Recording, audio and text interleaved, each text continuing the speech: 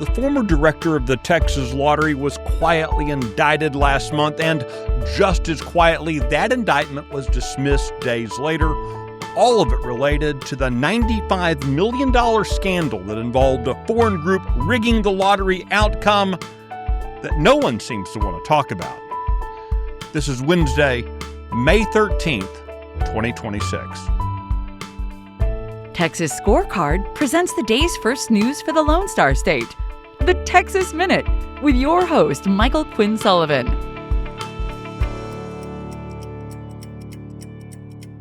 Well, we're halfway through the week. Thanks for making the Texas Minute part of your day. A ghost business churning out H-1B visa applications is being sued by Attorney General Ken Paxton. More on that story coming up. In never-before-seen documents obtained by Texas Scorecard, the former executive director of the Texas Lottery Commission was indicted in Travis County last month on a first-degree felony charge of abuse of official capacity stemming from a rigged $95 million jackpot.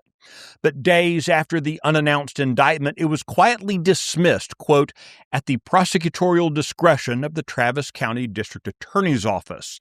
The indictment itself was secured based on information discovered during a year-long investigation by the Texas Rangers. The dismissal of Gary Grief's indictment follows a long-established pattern in Texas politics. For more than 3 decades, the Travis County District Attorney's Public Integrity Unit has had unique jurisdiction to prosecute officials for alleged corruption and ethics violations, a power created in the early 1990s. With Travis County a reliable Democrat stronghold, the setup has long been criticized by Republicans.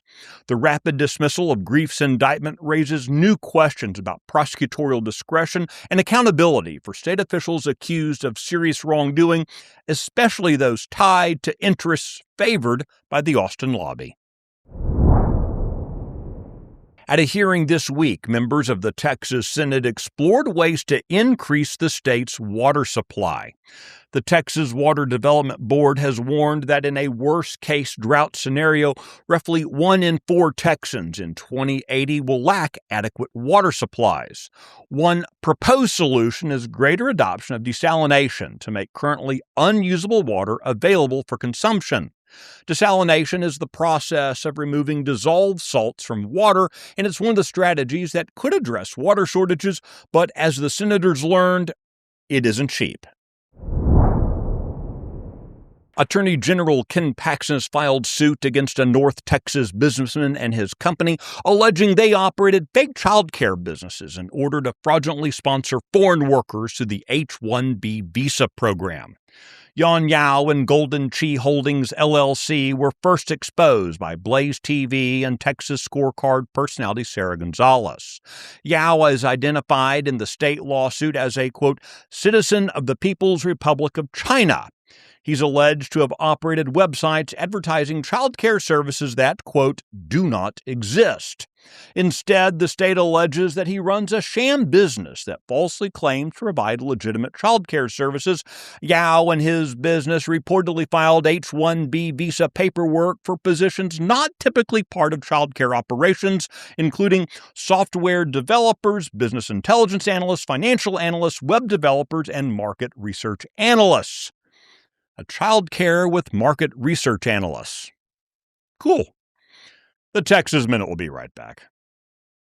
What are the important things out there in Texas politics and Texas news that matter to you, and what can you do about it? That's what we want to bring you with the Luke Macias Show on a weekly basis for 20 to 30 minutes. That way you can get the information and go do something for the rest of your week. I look forward to coming to you every Wednesday.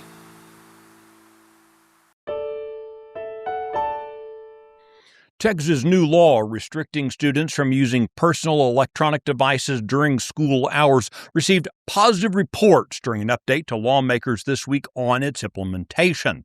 The law gives school districts broad discretion in how they implement the policy. Educators told members of the House Committee on Public Education that overall, the legislation has been a success. In an informal survey conducted by the Texas Classroom Teachers Association, educators said there had been, quote, fewer distractions, increased attention during instruction, improved classroom discussions, and greater participation in the area of student behavior. Only 7% of the teachers responding to the TCTA survey said they did not notice any improvement from the policy. You can find details on all the stories mentioned today and keep up with the latest news by visiting TexasScorecard.com. This edition of the Texas Minute was based on the original reporting of Daniel Greer, Robert Montoya, Brandon Waltons, and Addie Hovland. Our producer is Nick Shepard. I look forward to seeing you out around the Lone Star State now. Go make it a great day.